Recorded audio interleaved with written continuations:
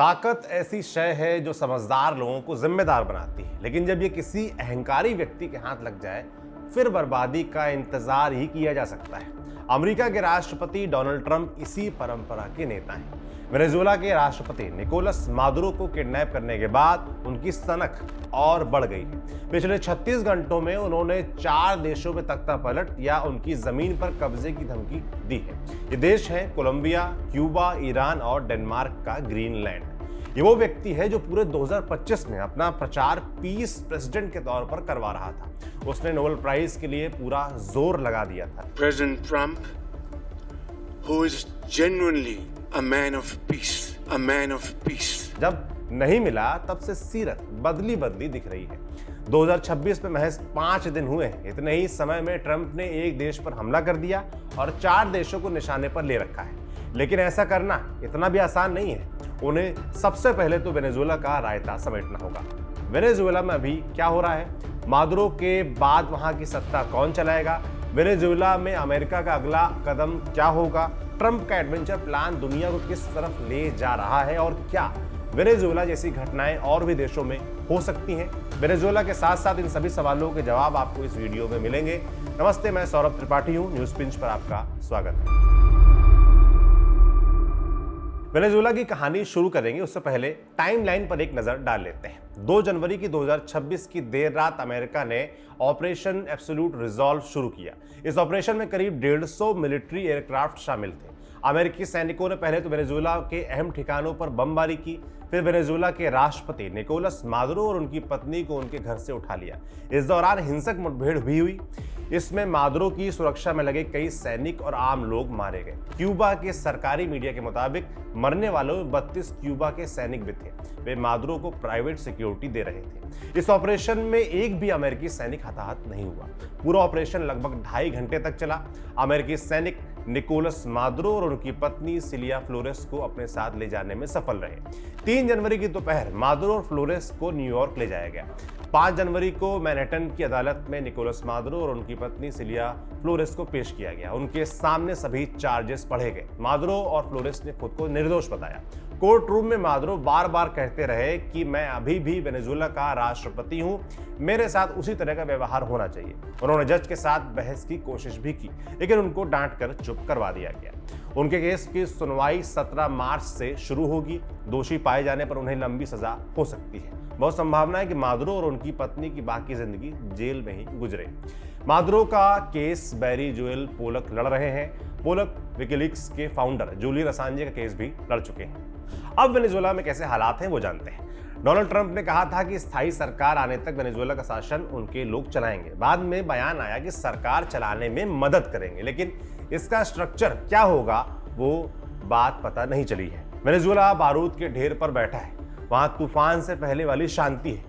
एक गलत कदम और वेनेजुएला अगला इराक, लीबिया या अफगानिस्तान बन सकता है। फिलहाल तो हालात सामान्य हैं। सरकार के कामकाज पर अभी कोई असर नहीं दिख रहा है। 4 जनवरी को सुप्रीम कोर्ट ने उपराष्ट्रपति डेल्सी रोड्रिगेज को अंतरिम राष्ट्रपति बना दिया।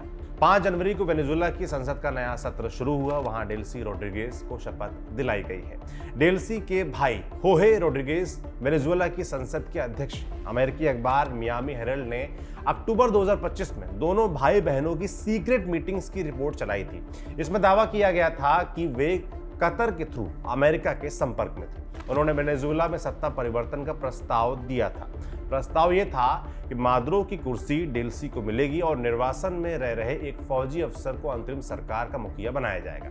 बदले में अमेरिका को वेनेजुएला की ऑयल रिजर्व का एक्सेस मिलेगा और नई सरकार अमेरिका के प्रति नरम रहेगी। इस प्रस्ताव का क्या हुआ ये स्पष्ट नहीं है। हालांकि मादुरो के बाद सत्ता उन्हीं के पास आई है और उन्हें अमेरिका का मिला जुला सपोर्ट भी मिल रहा है। इसलिए कहा जा रहा है कि मादुरो की किडनैपिंग में उनका भी हाथ हो सकता है, लेकिन इसको लेकर संशय है क्योंकि ट्रंप ने उनको भी धमकाया है। ट्रंप ने कहा है कि अगर डेल्सी ने सही से काम नहीं किया तो उनका हश्र मादुरो से भी बुरा होगा। सही काम का मतलब यही है कि अमेरिका को रिसोर्सेज की लूट की पूरी छूट मिले और कोई उसका विरोध ना करे। ये शुद्ध रूप से वेनेजुएला का उपनिवेशीकरण होगा। जिस किसी ने भी सत्ता या किसी और लालच में ट्रंप से हाथ मिलाया है, उसने वेनेजुएला का सौदा कर दिया है। डेल्सी रोड्रिगेज ने कहा है कि हम वेनेजुएला को किसी दूसरे देश की कॉलोनी नहीं बनने देंगे।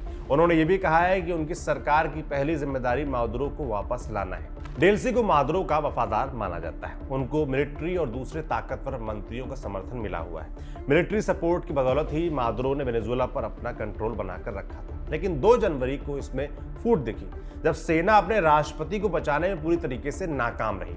इसके 2 ही मतलब हो सकते हैं, या तो फौज सुरक्षा देने के काबिल नहीं थी, या उसकी टॉप लीडरशिप किडनैपिंग की साजिश में शामिल थी। डेल्सी रोड्रिगेज को इसका भी ध्यान रखना है। अगर उन्हें सत्ता में रहना है तो उनके पास अमेरिका के खिलाफ जाने की गुंजाइश बहुत कम होगी। एक और बात समझने लायक है, डोनाल्ड ट्रंप को वेनेजुएला में डेमोक्रेसी या ह्यूमन राइट्स से फर्क नहीं पड़ता। उनकी नजर सिर्फ और सिर्फ तेल पर है। अगर डेमोक्रेसी की बात होती तो उन्हें मारिया कोरिना मचाऊ का समर्थन करना चाहिए था। मारिया वेनेजुएला की विपक्षी नेता हैं। उनको 2025 का नोबेल पीस प्राइज मिला था, लेकिन ट्रंप ने नए लीडर के तौर पर उनको खारिज कर दिया।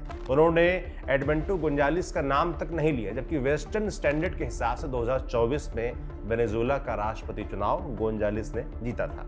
वेनेजुएला अभी जिस मोड़ पर खड़ा है, वहां से स्थिति किसी भी दिशा में जा सकती है। अगर सत्ता परिवर्तन शांतिपूर्ण तरीके से हुआ तो एक प्रो अमेरिका सरकार की उम्मीद रहेगी। अगर शांति से हुआ तो ये इंपॉर्टेंट है, वरना एक और फैक्ट को ध्यान में रखना जरूरी है। वेनेजुएला में पिछले 26 वर्षों से एंटी अमेरिकी सरकार काम कर रही है।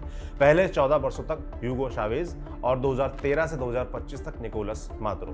दोनों की पॉलिटिक्स के केंद्र में अमेरिका का विरोध था। उन्हें अमेरिकी तेल कंपनियों को बाहर निकालने और प्रो अमेरिका धड़े को काबू में रखने के लिए जाना जाता है। उनके प्रोपेगेंडा में अमेरिका सबसे बड़ा दुश्मन और उनके संसाधनों का लुटेरा होता था। इसी पॉलिटिक्स और प्रोपेगेंडा के दम पर उन्होंने अपना एक वफादार बेस तैयार किया था। उनमें से कई लोग आज भी वेनेजुएला की सरकार का हिस्सा हैं। चावेज या मादुरो दूध के धुले या आदर्श नेता नहीं थे। उनके ऊपर मानवाधिकार हनन, विपक्ष को कुचलने, प्रेस की आजादी छीनने और माफिया गिरोहों को शह देने के आरोप थे। फिर भी लाखों लोग उनको पसंद करते थे। वे उनकी सोच में भरोसा करते थे। ये वफादारी एक दिन में या जबरन खत्म नहीं की जा सकती है। अगर उनको खतरा महसूस हुआ या उनके हित खतरे में दिखे तो हिंसक संघर्ष शुरू हो सकता है। वेनेजुएला में सिविल वॉर की आशंका भी पैदा हो सकती है। अगर सिचुएशन सिविल वॉर तक पहुंची तो फिर अमेरिका के लिए कंट्रोल करना मुश्किल हो जाएगा। अमेरिका तेज और आमने सामने की लड़ाई में वेनेजुएला से कई गुना ज्यादा ताकतवर है, लेकिन तेल हथियाने या पसंद के व्यक्ति को सरकार में बिठाने के लिए उसको जमीन पर फौज उतारनी होगी। ये एक लंबा प्रोसेस है जिसमें हजारों सैनिकों और अरबों डॉलर्स के हथियारों की जरूरत होगी। 21वीं सदी में अमेरिका कई बार ऐसा कर चुका है, लेकिन कहीं भी उसको मनचाही सफलता नहीं मिली। अफगानिस्तान, इराक, लीबिया और सीरिया का उदाहरण आपके सामने है। इनमें से किसी भी देश में आज शांति नहीं है। अमेरिका को जो नुकसान हुआ उसकी कहानी अलग है। अफगानिस्तान में तो अमेरिका ने $2 ट्रिलियन से ज्यादा की रकम खर्च की। उसके लगभग 2500 सैनिक मारे भी गए, मगर अंत में उसको हार कर बाहर जाना पड़ा। अफगानिस्तान वॉर खत्म करने की डील ट्रंप ने ही की थी। ट्रंप अक्सर ये दावा करते हैं कि वो इकलौते ऐसे अमेरिकी राष्ट्रपति हैं जिन्होंने कोई युद्ध शुरू नहीं किया। क्या वो अपने ही दावे से मुकर जाएंगे? क्या वो भी वही गलती करेंगे जो उनसे पहले के राष्ट्रपतियों ने की? मौजूदा स्थिति में जमीनी हमले की संभावना कम है, लेकिन इसको पूरी तरीके से नकारा नहीं जा सकता। इस समय वेनेजुएला में अमेरिका के पास बढ़त है। वो इस बढ़त को आसानी से गंवाना नहीं चाहेगा, और अगर राष्ट्रपति ट्रंप जैसा इगोइस्टिक और अनप्रेडिक्टेबल हो तो एक बड़ी हलचल की आशंका हमेशा बनी रहेगी। ये तो हुई वेनेजुएला की बात, लेकिन कहानी यही नहीं रुकती है। इस वक्त दुनिया में 4 बड़े सिनेरियो उभर रहे हैं जो वर्ल्ड ऑर्डर को नई दिशा में लेकर जा सकते हैं। नंबर 1, अमेरिका की दादागिरी और बढ़ सकती है। डोनाल्ड ट्रंप ने पिछले कुछ घंटों में क्यूबा, कोलंबिया, ईरान और ग्रीनलैंड में फौज उतारने की धमकी दी है। ग्रीनलैंड की बात हम अगले पॉइंट में करेंगे। अभी क्यूबा, कोलंबिया और ईरान का मसला समझते हैं। क्यूबा अमेरिका की दक्षिण पूर्वी सीमा के पास है। वहाँ 1960 से एंटी अमेरिकी सरकार है। अप्रैल 1961 में अमेरिका ने तत्कालीन लीडर फिदेल कास्त्रो का तख्ता पलट करने की साजिश रची थी, मगर वो ऑपरेशन बुरी तरीके से फेल हुआ। इसमें अमेरिका की खूब किरकिरी भी हुई थी। तब से क्यूबा उसकी आंखों का कांटा बना हुआ है। हालांकि अमेरिका ने दोबारा वैसा ऑपरेशन चलाने की कोशिश नहीं की। इस समय क्यूबा की हालत नाजुक है। बुनियादी चीजों की कमी बनी रहती है। समय समय पर प्रोटेस्ट भी होते रहते हैं। क्यूबा में सरकार कास्त्रो के समर्थक ही चला रहे हैं, लेकिन उनके पास वैसा करिश्मा नहीं है। मादुरो की तख्तापलट ने उनके सामने नई मुश्किलें खड़ी कर दी हैं। क्यूबा कच्चे तेल और दूसरी जरूरत की चीजों के लिए वेनेजुएला पर निर्भर था। नई सरकार में यह सप्लाई बंद हो सकती है। क्यूबा की इकोनॉमी पर इसका बड़ा असर दिख सकता है। अमेरिका इसका फायदा उठाकर सरकार गिरा सकता है। ट्रंप की सरकार में विदेश मंत्री मार्को रूबियो के माता पिता क्यूबा में पैदा हुए थे। बाद में उन्होंने अमेरिका में शरण ली थी। रूबियो मानते हैं कि क्यूबा की कम्युनिस्ट सरकार की वजह से उनके माता पिता को देश छोड़ना पड़ा था, इसलिए वे ऐसी सरकारों के विरोधी रहे। अमेरिकी मीडिया में छपी रिपोर्ट्स के मुताबिक वेनेजुएला में अटैक करने पर सबसे ज्यादा जोर रूबियो का था। अंत में उन्हीं की चली। अगला टारगेट उनका क्यूबा हो सकता है। कोलंबिया की बात करें तो वो वेनेजुएला का पड़ोसी है। कोलंबिया के राष्ट्रपति गुस्ताव पेत्रो ट्रंप के धुर विरोधी हैं। दोनों के बीच लंबे समय से जुबानी जंग चल रही है। वेनेजुएला ऑपरेशन के बाद ट्रंप ने पेत्रो को भी धमकाया और उन्होंने आरोप लगाया कि पेत्रो अपने यहाँ कोकीन की फैक्ट्री चलाते हैं और वही कोकीन अमेरिका में बेचते हैं। इसी किस्म का आरोप उन्होंने मादुरो पर भी लगाया था। ईरान की बात करें तो पिछले कई दिनों से वहां प्रोटेस्ट चल रहे हैं। ट्रंप ने उसमें दखल देने का इशारा किया है।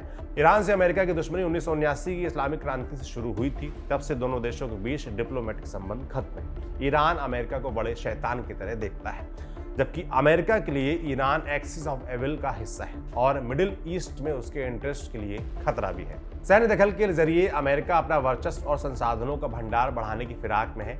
इसके लिए वो कानून या नैतिकता की परवाह नहीं करेगा। अब दूसरे सिनेरियो की तरफ चलते हैं। यह है यूरोप का दी एंड। डोनाल्ड ट्रंप लंबे समय से ग्रीनलैंड को हथियाने की कोशिश में है। पहले टर्म में उन्होंने खरीदने का ऑफर भी इसको दिया था, तब तो बात आई गई और रह गई। लेकिन दूसरे टर्म में उनकी जिद बढ़ती जा रही है। 3 जनवरी को उन्होंने फिर से ग्रीनलैंड में सेना उतारने की बात कही है। ग्रीनलैंड दुनिया का सबसे बड़ा द्वीप है। ये डेनमार्क देश का हिस्सा है। ग्रीनलैंड को कई मामलों में ऑटोनॉमी मिली हुई है, लेकिन डिफेंस, फॉरेन अफेयर्स और फाइनेंस जैसे विषय डेनमार्क ही देखता है। ग्रीनलैंड लोकेशन और रेयर अर्थ मिनरल्स के लिहाज से अमेरिका के लिए मुफीद है, इसीलिए ट्रंप उसको अमेरिका का हिस्सा बनाना चाहते हैं। ये इसलिए भी दिलचस्प है क्योंकि डेनमार्क और अमेरिका दोनों नेटो के मेंबर हैं। नेटो का आर्टिकल 5 कहता है कि किसी एक सदस्य देश पर बाकी सभी पर हमला माना जाएगा। अगर एक नेटो देश अमेरिका ने दूसरे नेटो देश डेनमार्क पर हमला किया, तब बाकी के 30 देश क्या करेंगे? वे अमेरिका से जंग लड़ेंगे, ऐसी उम्मीद नहीं के बराबर है। और अगर उन्होंने अमेरिका का विरोध नहीं किया तो नेटो नाम की संस्था अपने आप ध्वस्त हो जाएगी। यूरोप के कई देशों के शीर्ष नेताओं ने डेनमार्क को अपना सपोर्ट किया है। वे यूरोप को एकजुट करने की बात भी कह रहे हैं, लेकिन वे अमेरिका के खिलाफ बोलने से भी बच रहे हैं। पोलैंड के प्रधानमंत्री डोनाल्ड टस्क ने लिखा, कोई दुश्मन या दोस्त कमजोर और बटे हुए यूरोप को गंभीरता से नहीं लेगा। हमें अपनी ताकत में भरोसा करना होगा, हमें खुद को मजबूत बनाना होगा और एकजुट रहना होगा। एक के लिए सभी और सभी के लिए एक। अगर हम एक नहीं हुए तो हमारा अंत तय है। टस्क ने यूरोप को आईना दिखाने की कोशिश तो की है, लेकिन यूरोप के देश इकोनॉमी और सिक्योरिटी के मामले पर अमेरिका पर निर्भर हैं। इसके लिए पिछलग्गू बने रहना ज़्यादा आसान रहता है उनके लिए। अभी तक अमेरिका इस संबंध को बराबरी की नज़र से देखता था, लेकिन ट्रंप के आने के बाद बाकियों की कुर्सी नीचे हो गई है। अगर उन्होंने इस पर ध्यान नहीं दिया तो उन्हें दरी पर बैठना पड़ सकता है। यूरोप की स्थिति नौकर और मालिक वाली हो सकती है। तीसरा सिनेरियो है वेनेजुएला जैसी घटनाएं और बढ़ सकती है। निकोलस मादुरो बहुतों के लिए भ्रष्टाचारी, शोषक, दमनकारी थे, फिर भी वो एक संप्रभु देश के लीडर थे। कई देशों से उनको मान्यता मिली हुई थी। इस मामले में अमेरिका ने वेनेजुएला की संप्रभुता का उल्लंघन किया, वो भी बिना किसी डर या विरोध के। कल को चीन ताइवान के राष्ट्रपति को उठा ले या रूस अपने पड़ोस में ऐसा कुछ करें, फिर ज्यादा आश्चर्य नहीं होना चाहिए। ऐसा ही चलता रहा तो पूरी दुनिया एक दूसरे को गिराने में लगी रहेगी। फिर अंतरराष्ट्रीय कानूनों और संस्थाओं का कोई मतलब नहीं रह जाएगा। जो ताकतवर होगा वही अपने हिसाब से नियम कानून बनाएगा और तोड़ेगा। अमेरिका ने जंगल के कानून को नए सिरे से बढ़ावा दिया है। ये स्थिति आगे और भी भयानक हो सकती है। चौथा सिनेरियो है नया कोल्ड वॉर। अमेरिका पिछले कुछ समय से लगातार रेजिम चेंज में लगा है। सीरिया और बांग्लादेश में उसने बैकडोर से सपोर्ट किया था, वहीं वेनेजुएला में उसने डायरेक्ट अटैक किया। अब वो कोलंबिया, ईरान और क्यूबा पर निशाना लगा रहा है। इसमें से अधिकतर देश चीन और रूस के प्रभाव क्षेत्र का हिस्सा रहे हैं। जब वेस्ट उनके क्षेत्र में सेंध लगाता है, उसका झटका उनके बाकी सहयोगी देशों में भी महसूस होता है। उनके लिए चीन या रूस पर भरोसा करना मुश्किल हो जाता है। ये उनकी महाशक्ति बनने की इच्छा के लिए खतरनाक है। ऐसी स्थिति में उनको भी अपना दबदबा बढ़ाना होगा ताकि उनके ऊपर उनके पार्टनर्स का भरोसा कायम रहे।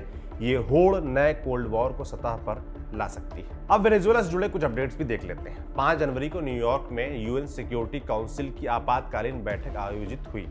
ये बैठक कोलंबिया की रिक्वेस्ट पर हुई थी। इसमें मादुरो की किडनैपिंग के मामले पर बहस हुई। इस दौरान यूएन के सिक्योरिटी जनरल अंतोनियो गुतरेज ने इंटरनेशनल लॉ की दुहाई दी, लेकिन जैसा होता आया है उनके बयान को कोई खास तवज्जो नहीं मिली। चीन, रूस, ईरान, मलेशिया समेत कई देशों ने अमेरिका का विरोध किया है। उन्होंने मादुरो को रिहा करने की मांग भी की है। चीन के राष्ट्रपति शी जिनपिंग ने कहा कि किसी को भी दुनिया का पुलिस वाला बनने की जरूरत नहीं है। भारत ने वेनेजुएला के हालात पर चिंता जताई है। उसने शांति से मसला सुलझाने की अपील की है। 5 जनवरी को अमेरिकी तेल कंपनियों के शेयरों में भारी उछाल देखने को मिला। वेनेजुएला में कच्चे तेल का सबसे बड़ा भंडार है। चावेज और मादुरो ने अपने यहां से अमेरिकी तेल कंपनियों का एकाधिकार खत्म कर दिया था। मादुरो के तख्तापलट के बाद उनका बिजनेस बढ़ने की संभावना है। 5 जनवरी को कोलंबिया के राष्ट्रपति गुस्ताव पेत्रो ने ट्रंप की धमकी का जवाब भी दिया। उन्होंने कहा कि अपने देश की रक्षा के लिए मैं हथियार भी उठा सकता हूं। मेक्सिको के राष्ट्रपति क्लाउडिया शेनबॉम ने भी मादुरो की किडनैपिंग पर चिंता जताई है। ट्रंप ने ड्रग ट्रैफिकिंग के लिए मेक्सिको पर भी निशाना साधा था। इस पर शेनबॉम ने कहा कि हम ड्रग तस्करों पर कार्रवाई कर रहे हैं, लेकिन अपने यहां अमेरिका का दखल बर्दाश्त नहीं करेंगे। इस वीडियो को यहीं पर समाप्त करते हैं। वेनेजुएला में घटनाक्रम तेजी से बदल रहा है। आने वाले दिनों में इसकी छाप पूरी दुनिया पर दिखेगी। इससे जुड़े सभी पहलू हम आप तक पहुंचाते रहेंगे। देखते रहिए न्यूज़ पिंच। शुक्रिया।